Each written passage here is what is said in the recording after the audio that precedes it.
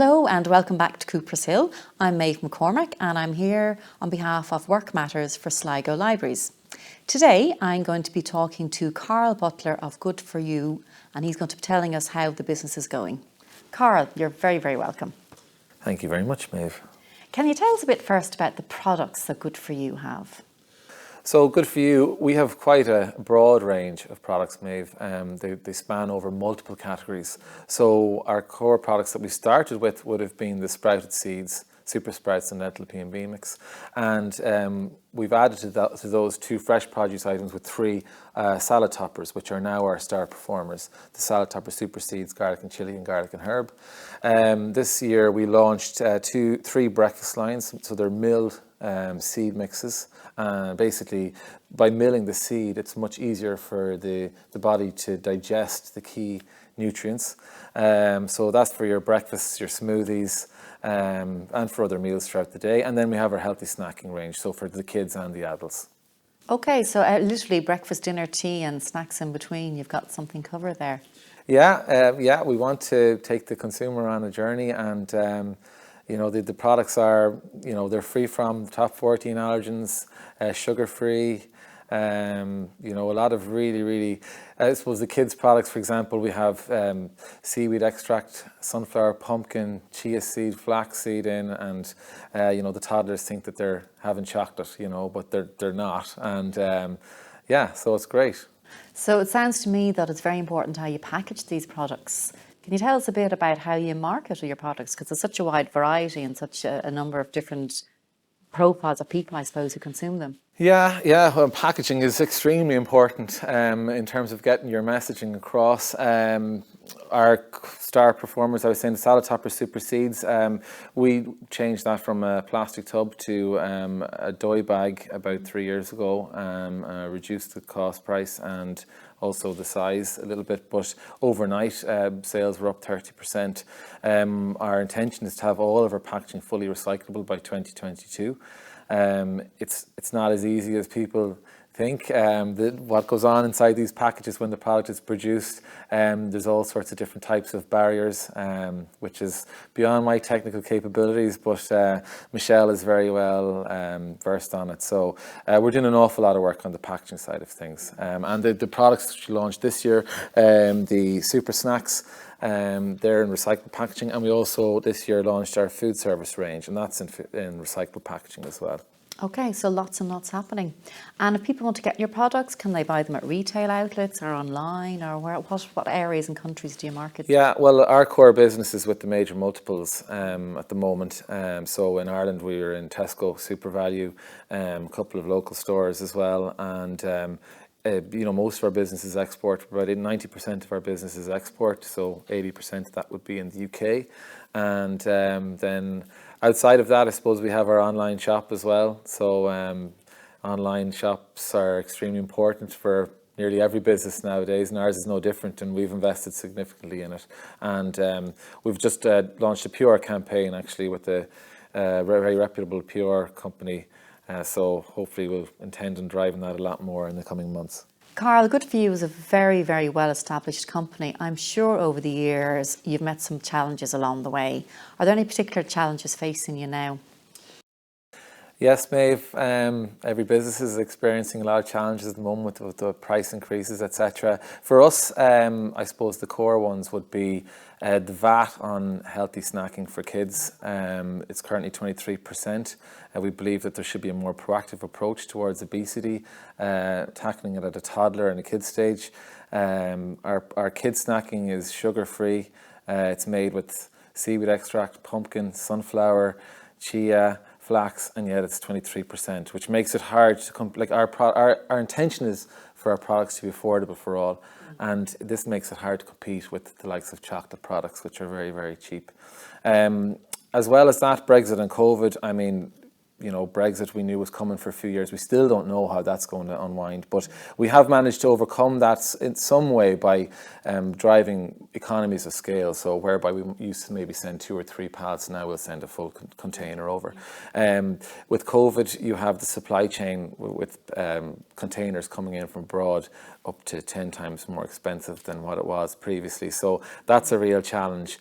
And I suppose the final one really to focus on, not too many food businesses in the area, so HR has been somewhat of a problem for us trying to attract the key skills that we're looking for. But we have a super team, and we wouldn't be where we are without them.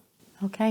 And I suppose you mentioned challenges, but you've also got a good few supports along the way, haven't you? Yeah. Particularly from Enterprise Ireland and Board BIA. Yes, yeah. Enterprise Ireland and Board BIA have both been excellent. I would highly encourage anyone who has set up a business recently to contact both or either of them. Obviously, Board BIA is for the food side of things, but Enterprise Ireland supported us throughout COVID with the Sustainability Enterprise Fund, which is a fund which helps businesses grow during the difficult time that was COVID and is still COVID.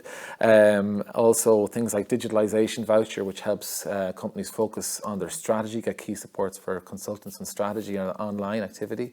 We've got a key worker grant for someone in the custom side of things, whereas Board BIA help us focus on export activity and key marketing grants. So they have a lot of contacts throughout the globe, and they have a wealth of knowledge. So it's very important to tap into those sources. Excellent. So lots of resources there to draw from. Yeah, definitely. Yeah. Okay, Karol, thanks very much. I'm going to go over now to Aidan McKenna from Enterprise Ireland, who's going to tell us a little bit more about the supports that Enterprise Ireland have given to Good4U. Thank you very much, Mia, for having me on. Absolutely. While we don't give out specific details of what a company such as Good4U would get from Enterprise Ireland, what I can do is talk in general as to the supports a company like Good4U that are in the fast-moving healthy snacks consumer market, and they're a great example of a company that is outward focused on export markets, and a company like that is working in a very competitive marketplace. They need to have a strong pipeline of innovative products, those that are going to win business in those markets. And Enterprise Ireland are keen to support companies through research, innovation and development supports that allows companies to develop new innovative products that give them a competitive advantage in an international market. So that's a really important to support those agile and innovation supports that we've supported such companies in the past with. Other supports that are really important for a company that has expectations on growing internationally is to ensure that they have strong financial management capability within the company. They also have strong operational and management controls and plannings within the business.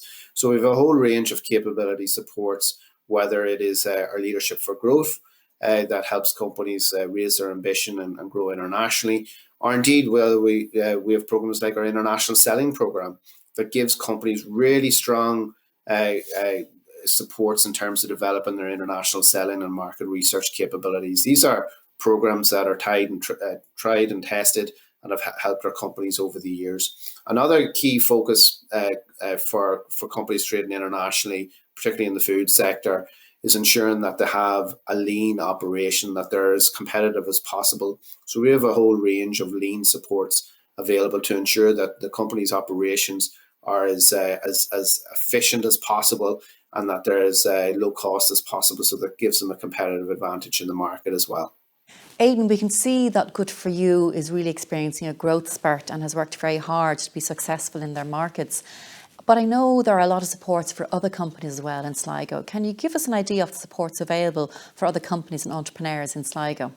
Yeah, absolutely. I think entrepreneurs are the future of the economy, and I think one of the big shifts we've seen now is the move towards more sustainable products and services. Whether you're a manufacturing company or an internationally traded services company, such as a software company, markets and customers internationally are now demanding that those products and services have the least impact on the environment as possible. So we're seeing a lot more requirement for companies to have strong sustainability credentials that can illustrate that they're on the pathway to being as efficient and as effective as possible with the least environmental impact. So we would have a range of climate action supports. We have a climate action voucher that allows companies to start planning and developing a roadmap to reduce their carbon footprint and start becoming more resource efficient. We have a green start support that allows companies to work with experts to maybe attain and international standards such as an ISO 50001, which is energy management. And we have a Green Plus, and this is a support up to the value of 50,000 for projects up to the value of 100,000, where they can really dramatically look at maybe the product life cycle assessment, what's the embedded carbon in their products, how can they be manufactured more efficiently, and more importantly as well, what can they do as a company to develop a pathway to being a net zero carbon company, which is something that all businesses are going to have to do by 2050. And indeed, a lot of our businesses are going to have to reduce their carbon footprint by 51% by the end of the decade. So these are supports that Enterprise Ireland are keen to promote. And entrepreneurs in particular, if they're ahead of the game, if they have something unique to offer in terms of sustainability, there's going to be huge opportunities for them in the future. Aidan, thanks very much for that. It was lovely to see you. And Karol Butler from Good4U, thanks very much for joining us today. Thanks, Maeve. Been a pleasure.